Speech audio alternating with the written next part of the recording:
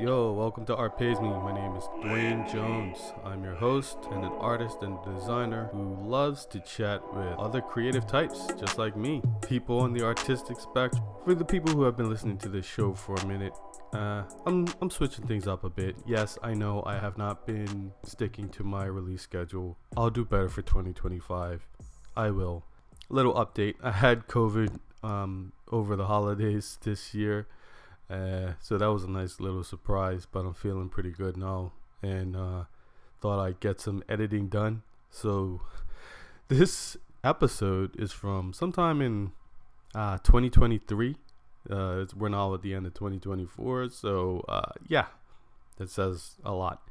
But I have a few from 2023 that never got released, so I'm gonna be working away at those episodes while I'm on vacation, and hopefully we'll be getting those out to you soon, and I'll be back to doing the award series with Arts Nova Scotia, Heist, Kiki Beats, and Creative Nova Scotia.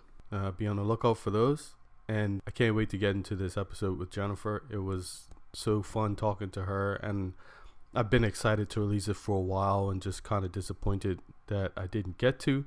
We talk about Jerry Saltz, the famed art critic, discovering her online and posting her work, and she didn't even know it was coming, and just blew up her socials and changed a lot of the opportunities she's been able to get with her art that she hadn't expected to be able to get. And we talked about the challenges of, like, when you make work like hers that can push buttons and make people uncomfortable, how your employers might not like it. You might get in trouble, or you're fearful that your family might be concerned. And we talked about the importance of fitness and how that fits into your creative practice, and why art gives her purpose. Anyway, this was a really fun chat. Just a heads up, it cuts off kind of abruptly at the end because we had some connection issues, but at the end of the day, I still think we got a very good conversation in, and you should definitely check her work out on Instagram. She's a fantastic follow and a fantastic person. Hey, welcome to Art Pays Me. Today we have a special guest, Jennifer O'Connell. So look, I was just saying how, like, I'm geeked out a little bit about chatting with you. I came across your work just browsing Instagram, and Jerry Saltz had posted you, and I was like, this is so cool. Like, what is this? And I was like so drawn into it, and then I was like, okay, gotta follow her and see what she's up to. And I'm just enamored, and I just had to know more. So if you could tell us a little bit about you, your background, and yeah, where are you based? I'm in New York City. My background, I guess I go way back as an artist. I went to school for drawing and printmaking at SUNY Purchase. And then I worked in the city as a studio assistant for Kathy Caraccio for a while. And I had the benefit of getting to know many amazing artists through her, like Emma Amos and Bob Blackburn. Yeah, and then after a while, I became a teacher. And I went back to school for teaching art. And so for the last 16 years, I've been teaching art at a public middle school. Crazy. So the whole time, were you sort of building your practice, or you just kind of kept it going just in the background while you were teaching? I became a teacher so that I could focus on my practice and pay the bills and have health insurance and be able to take care of my son. I I have always kept an art practice since the earliest, like early childhood. Okay. What kind of kid were you? Were you into objects and things, or were you kind of like a, typical dry, arty kid? I like to draw. I used to stay up all night and draw with colored pencils, and my dad used to get me paints and things like that. But mostly I used to draw in just a regular notebook, like lined paper with ballpoint pen. And I continued on with ballpoint pen. I mean, to this day, it's ballpoint pen and watercolor have been my main mediums. I didn't start animation until COVID. Really? Yeah, That's this is fascinating. fairly new for me. Right. So actually that's something I was going to ask you. So drawing seems like a big part of your practice in terms of at least planning things out. Is that the case? Yeah, for sure. I think, drawing is the bare bones of almost everything. Hmm. Um, Fast and easy to just sketch out an idea and then maybe follow through with it, maybe not. But yeah, drawing is the beginning of everything. Right, right. So what made you decide to start animating things during COVID? Um, a bunch of things. Like right before COVID, I had experienced like something pretty terrible and I just couldn't draw and paint anymore. It wasn't working for me. And then COVID hit and I got stuck at home like everybody else. And I guess I just put myself through some kind of revival. And I took a break from social media, a long break, like a little over a year. I kept to myself. I stayed, my only use of the internet was really for movies, documentaries, and research. I taught myself how to make a doll. And the goal wasn't really to make a doll. The goal was to animate these drawings that I've been working on or just like the symbolism that I've been working on for so long. I wanted to bring it to life as an animation. So Hmm. I guess I taught myself how to make some clay, and then I taught myself how to sculpt, and then I started painting all these little miniatures, and it turned into a real journey, and it's kind of ongoing. I never stopped. And then after about a year or so of just making all kinds of tiny little things and sewing and building things out of cardboard, I couldn't keep it to myself anymore and I shared it online. And nobody was really paying attention until when was that Jerry Saltz shared that work? It had to have been about a year ago now. I think he saw it somehow. He shared it without my permission, by the way. I really didn't have a big following. I guess he found my work, shared it, and then because he shared it, a bunch of other people with a lot of influencers started sharing it, and so that work that I had done then got like millions of views, like literally millions of views. It was kind of crazy. And yeah, that opened the door to a lot of different opportunities. And so it really changed my mind about well, I would say it burst the bubble, like I had some kind of vision for myself that had nothing to do with animation. But after that following grew to what it is now, I mean, I went from like 500 followers to 90,000 followers in a Nuts. year. Nobody was paying attention to me for forever, for the longest time. I really didn't think anybody would see my work during my lifetime, but here we are. Okay, there's so much to unpack right there. And people like me, I'm in Nova Scotia, Canada, and we think of people like you in New York, you're like in the center of the universe and you're still saying you had a hard time getting your work seen. And that's I wasn't trying interesting. to get my work seen. I was laying low. Ah, I was doing my own thing. I went to school for art. I'd always been around other artists, great artists. I've known a lot of great artists, but I didn't pursue that path. It's like I don't know, as a young kid in New York after school, I did hit the streets and like walk my okay. work around. And at that time, nobody really wanted to look at it. So rather than go that route, I just decided to become a teacher and make the work for myself, like, for spiritual reasons, for personal reasons. And I decided not to sell it or try to show it. I wasn't trying to do any of that. And then, until the right opportunity comes along, I don't think I would sell it. Hmm. And I think the work that I'm doing now is like kind of hard to market because it wasn't made for a market. You had asked in your list of questions about business and how that affects my creative process. Up until very recently, it hasn't. I haven't looked at my art as a business practice in any way whatsoever. And Yeah. so, I wasn't trying to show my work. I wasn't trying to sell my work. My goal was to, leave something behind for my family that maybe would be of some value someday, but maybe for personal reasons, not really for monetary reasons, although that would be nice. So even still, although doors have opened and a gallery gave me a show and I'm participating, actually I had another show not so long ago over the summer with Robin Lee. A couple of my books were shown, And that was really gratifying because all of a sudden everybody was interested in the animations, but that's not the bulk of my practice. It is now, because I'm pretty taken with it, but Yeah. it's like the culmination of all of my skills Right. being the animations, and it brings to life my drawings, my paintings in like a new and engaging way for myself that I find has been ongoing. But now I'm trying to use work that I've already done to create, like to see what kind of opportunities are available with this following and with this interest, to kind of build off of things I've already done and see if there's something out there for me in that way, like to use it as a springboard, I guess, to see what's Mhm. available, that I find interesting. It's all new things to consider for me. Yeah.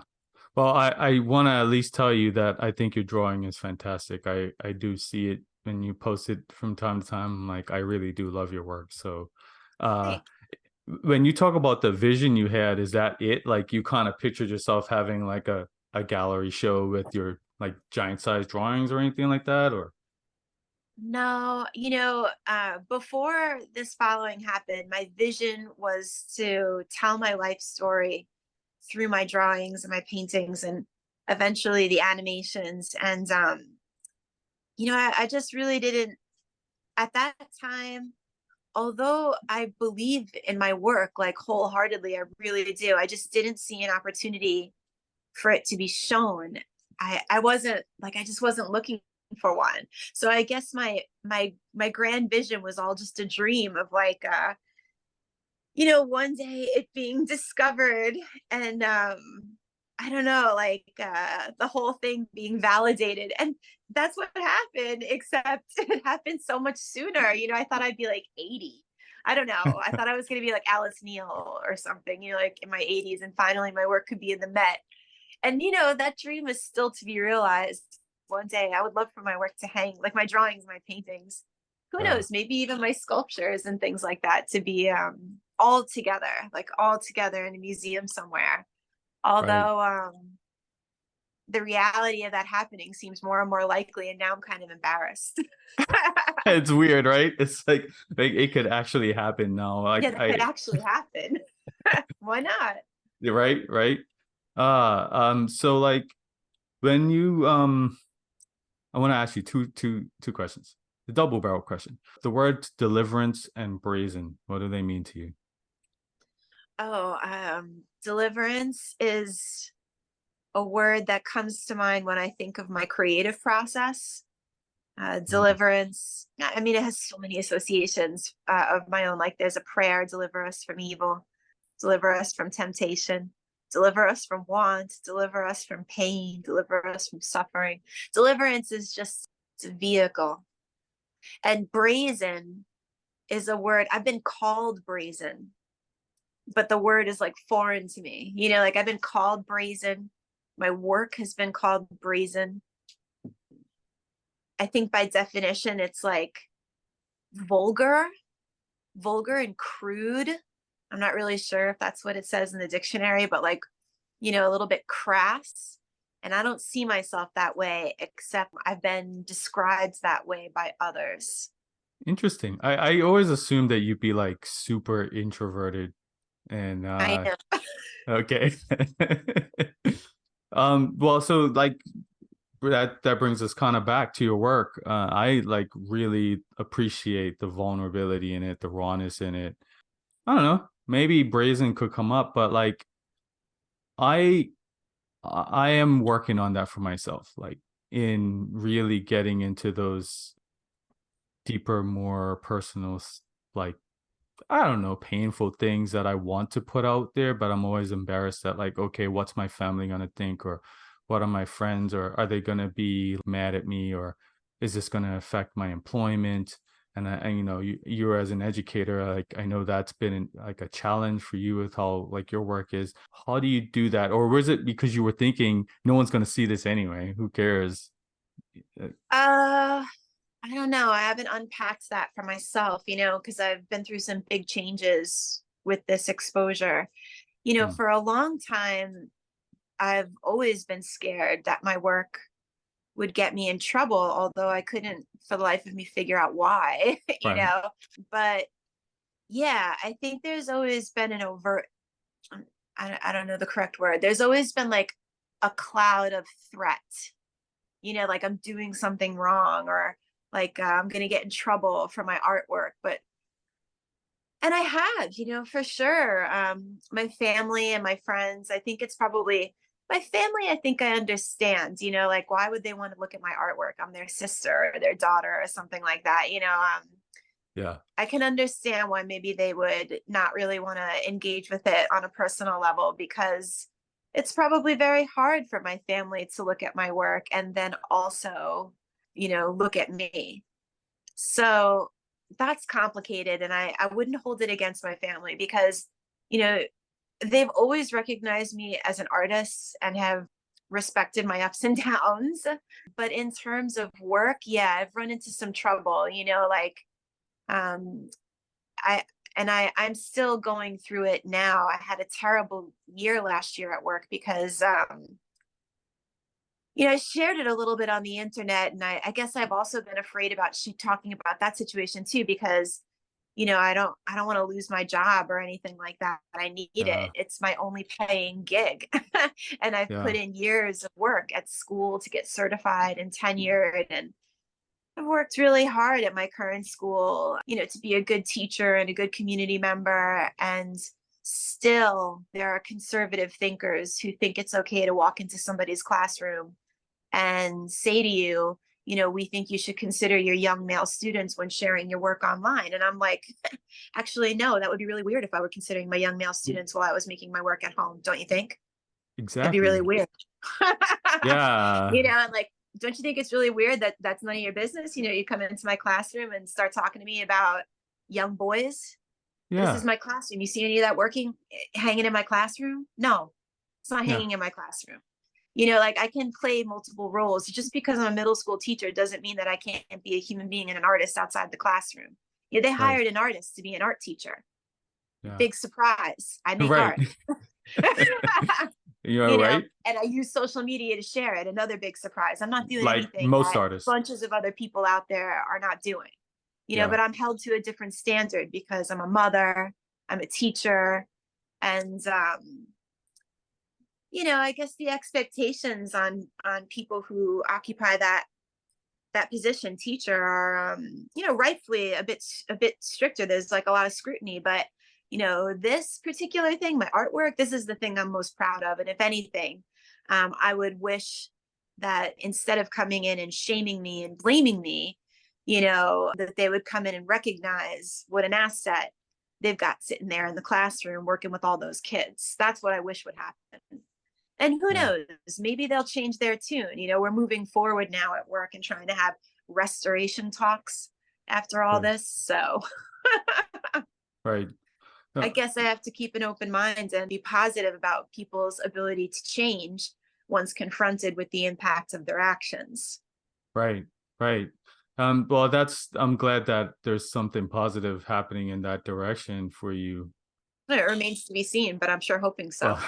Well, yeah, I have been told that, I mean, it wasn't even from my employment, but oh yeah, it kind of was in my employment a little bit, but just like, I'm a family member saying they're embarrassed to say what I do because someone might see my work and, you know, pass I'm not judgment on that. embarrassed by anything that I do. I It's artwork, appreciate it's that. drawings and paintings. I'm sitting around like drinking a cup of coffee. Maybe I smoke a spliff, and then I paint something and I draw something Yeah, and right. I play with my cats, positively scandalous. And your dog, you have a dog? I had I had a dog for a couple of years. She was a rescue. She's the most Uh, beautiful thing. Her name is Ella.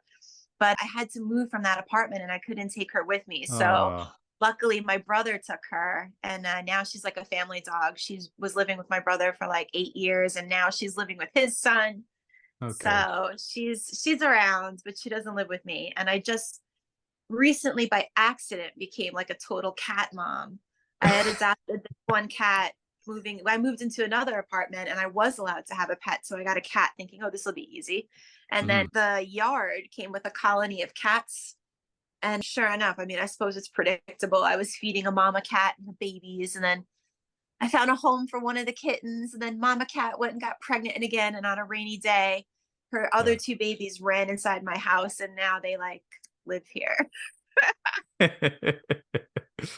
Oh A no. pushover and a sucker. Nah, to me, maybe you're just like you're not as brazen or whatever as people are saying. It's like you're caring, nurturing or something. I don't know. What do you feel about the idea of diversifying your work, but also like how often and how much work do you feel like you have this pressure to like keep producing something new? I don't know. I think about the role social media plays in my creative process. I don't feel the pressure to keep creating something new. It's more like there's just so much in there. I got to get it out. And I feel like Uh-huh. there's not enough time to do all of the things that I want to do, nor all of the resources. And the pressure that I feel, it's like, and when you say diversifying my work, what do you mean by diversifying my work? Like, I what are you mean, thinking about? so like when, people might identify you with the animation, but you also draw, you paint. Like you also have, I mean, you could be a sound artist because the sound that's in your animations trips me out too. I've So, heard people say that it's really creepy. Meanwhile, I mean, I can't see it the way other people see it, Like for myself, I make the animation. Sometimes I don't feel like going any further, and I just put a song over it or nothing over it. You could put audio clips on it when you post it on social media and things like that. I think it's just it's like a real cathartic process when I don't feel like drawing or painting and I've made all these little things and make these animations, and then I have like a soundtrack playing in my head. And sometimes when I'm walking, I'll be like, "Hey Siri, open up voice memos," and I'll sing something into it. And then, it's like just kind of eating up my own parts and then reconfiguring them on top of things I've already made. And so the vocals are, I guess they just serve a purpose of like composition, like filling the space. hmm, If I hear an audio, I use the audio. It's real intuitive and almost spontaneous, almost spontaneous. Spontaneity is in there, but hmm, eventually it's like curated and put together. And I just like my work better when I'm able to put my own audio on top of it. Because I feel like in the long run, one of these days, if I ever get a chance to sit down and string it all together and organize it, that I'll have something that's like 30 to 40 to 50 to 60 minutes in length, and then yeah. I can kind of take it from there. But I lost track of the question. No, well, I guess it was just I'm the type of person I have a lot of different interests. I'm graphic designer, but like I'm really enamored with painting right now. So I'm just kind of like between different mediums, between different and I think I am too good at ignoring that voice that you just talked about that makes you want to create all the time. And I guess I was hoping that you would say it's okay for me to ignore that, but you seem to be not ignoring it. And I'm like, how do I get to that point? I wouldn't tell anybody what to do, but for myself, I feel like that's the meaning of life. Like that's what makes my life meaningful is being true to that voice because it's the purest thing I have. It's like Yeah. it's the purest thing I can offer anybody. I share it in the classroom. It's an enthusiasm that I think maybe I've always had. And it's the one thing like as an artist, I encourage everybody to be, to find like the artist within themselves. It doesn't matter if you're good or bad at it. Honestly, it's an enriching practice. Yeah. It really doesn't matter if you sell your work or you get your work in a gallery. Like, the purpose of art in my life has been to make meaning of it. Because I can look back I can look back over all my work, like work that I did when I was a kid, work that I did when I was in college, work that I did last year, last month. And Mm-hmm. it's going to tell me about my headspace at that time. It's going to put into context a life that I was living that's led me to the life that I'm in now. Yeah. And, I'm 45 years old now. So my work it's like a living narrative. And that's the value of that voice is it's my own voice speaking to me. Mm-hmm. I made that. I made those things. I still can't tell where it came from or, I Yeah. understand that the skill is a practice, but the voice and the spirit that drives the practice, I think that might be like for lack of a better word, like God or the universal mind, Yeah. like the creative spirit that flows through people, not just myself, but I've heard so many people talk about this feeling, Yeah. musicians, dancers, anybody who has a creative practice that Mm-hmm. sticks with their practice for a lifetime. I've heard Yeah. them talk about that energy, whatever it might be to anybody else. So yeah, no, I would say don't ignore the voice. Yeah. Why would you? Yeah. Well, so I'm a dad too, Fear? right? If Come it's on. guilt. Fear? Guilt. It's guilt. So it's a little bit Guilt? of the like, I don't want to neglect my kids. I don't want to neglect my family. I feel like I have responsibilities that are greater than that, but in my mind, I know that my art is important and I want to make it a priority, but then I keep finding other things that need to be done in place of it, and then I get upset and I'm sad and mad and everything else. Yeah, and then I had a little bit of a life lesson. I see the kitty back there. Yeah, I heard. I'm like, what is that cat doing? Like, this is a bag full of caps. And I guess it Oh, makes noises. the cats. That's funny. I had a very bad knee injury this summer, and what was I doing? I was trying. I'm 42, and I was training for this basketball tournament. Played in it, trying to compete against 20-year-olds, and basically fucked myself up. So I was like, this is the Yeah, I've universe been telling me, there. it's like put this energy into your art, not basketball. Like you keep I put saying, this energy into a lot of things. I mean, it's only recently that I've like almost flatlined. I mean, for many years I was a competitive athlete, a parent, an artist. I worked full time. I had a lot of energy for a lot of different things. These days, I'm trying to maintain a level of energy to keep myself going with just my art. I'm like right, neglecting my physical practice. I think it's important to have a balance actually okay, between the physical, the spiritual, the mental. I'm not ready to give up on my fitness yet. I'm just not, this is one area where there's room for growth right now for sure. um, but yeah, for a long time, I was competing against young people and doing pretty well, honestly, but it hurts. That shit hurts. And you don't recover the same way now. And yeah, now I'm like, why am I doing that to myself? It's just not worth it. I have to find a more peaceful practice, like yoga, or something. I still yeah, walk every day and I have my weights at home. I do miss playing sports, but I don't miss a competitive mindset at all. I don't mm, feel like competing with people. It's not fun to play when people get angry, there's a lot of anger in sports and a lot of machismo that I just can't tolerate anymore. yeah. I think that's the part for me too, and a lot of people have been reminding me like, you have the right mentality. Like, I think we'll age more gracefully if we continue to move our bodies and think like, it's Definitely. I think it's really important. I feel yeah, myself now, I'm like a couple of months.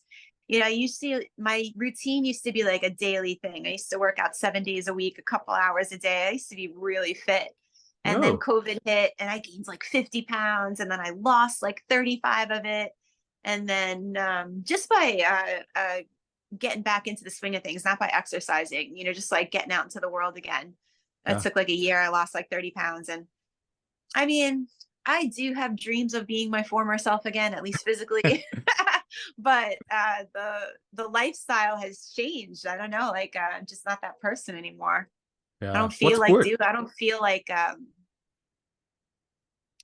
that person. It wasn't hard at that time. It was my lifestyle. But now, like to get myself up and go running in the morning, or, to like come home after work and then spend an hour or two in the gym every day.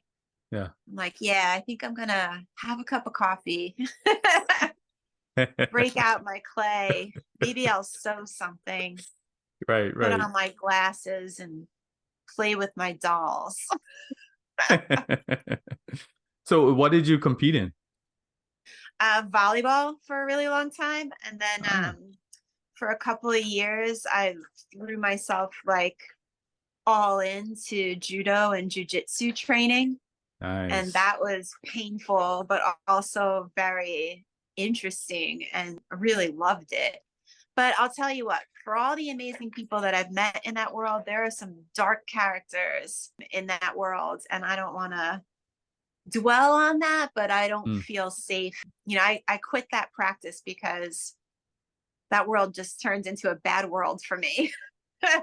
yeah. Well, it's interesting. I grew up in the 80s and, I did martial arts back then and it was like the nerdiest thing like to be a martial artist and people would want to fight me just because they knew I was doing martial arts. And but Yeah, it there's seems like definitely that attitude. When I was training and I looked really tough, and occasionally yeah, I would have a black eye and like cuts on my face and things like that. I did parent teacher conferences once with a black eye. It was really funny. I had a black eye and a cut in it, and right. people were giving me this look. And I'm like, I swear, it's just martial arts. I took an elbow. They're like, who did that to you? I Like got hurt a lot, like I yeah, cut my eye open several times. Everybody who trains for years, 7 days a week, a couple hours a day does. It's yeah. not a gentle, I mean, they say it's a gentle art, but listen, when you're rolling around with people and you're trying to pin people and submit people and take people down, and, Yeah. you actively have to engage in these motions. It happens. Yep. Um, I broke my wrist, someone popped my knee. Uh, Jeez. it didn't turn into it. I was off my leg I didn't go to the doctor. I fucking didn't feel like it because I knew, my knee popped. Everybody in the gym heard it. It took me months before I came back to training again. My back is like fucked now. My knees are crazy. Like if I sit down for a long time, I get up like, I can hear all the vertebrae popping. Yeah. I loved it. I would, if I could hire just a teacher and just work one-on-one like a rock star, I would do Yeah. that. Uh-huh. But I don't want to train in a general class anymore. Yeah, too many morons. Yeah, it's like everybody wants to be like I think MMA made martial arts so popular that there's just a lot more meatheads that want to just be able to beat people up. There's a And lot of meatheads in that community who are strong and athletic and violent. And they hurt people. exactly. Yeah, like yeah, the whole self-defense ideal is kind of going out the Kind of like, window. duh. I mean, it's fight training, it's combat training. There's people there who like to fight. There's people there who like to hurt Exactly. people. They get off on it. Yes. Meanwhile, I'm Yeah. like I'm like a teddy bear. Yeah. So I was gonna ask you what you do for fun, but then you said you do your sports and things. So you kind of have that. But when I think about what the gallery is doing with your work, have they tried to show you a way to commercialize your stuff, or are they kind of just letting you do your thing? Um, my experience so far has been like a lot of feedback for how to make my work fit in a gallery Hmm. and how to make my work sellable. Yeah. And I'm interested in these conversations, and there's definitely a bunch of people who've taken an interest in my work in various ways. Terry Goldberg Gallery was my first show, my first foray into the gallery world, and they were really nice. And Hmm. I made work for that show, which was really cool. I think it's like still sitting in their gallery. And Beatrice Benedetti, who is an Italian curator and art journalist, invited me to Verona and took me to Milan and Venice, and she introduced me to a bunch of art people there. Cool. And that was really amazing. Some things that I want to do, but I just have no idea how to do is a game, like an escape room. Hmm. Like if there were somebody who knew how to do that, like to turn it into a video game escape room, that would be so cool. Think that was so neat. Like you could play that because I remember growing up and like it was dial up. My mom got a computer scheme. She let me play it. It was this mansion. Get into each of the rooms and the clues, and then eventually you could get out of the house. Right. And so like I just see all of my animations as kind of like almost like a game, like all of these little symbols. If you could piece them all together, then you could get out of the house. And then once you're out of the house and into the world, it's just one thing after another. One thing leads to another, these clues. Right. And I could see like a lifetime of building things like that for someone to turn into like a never-ending escape room.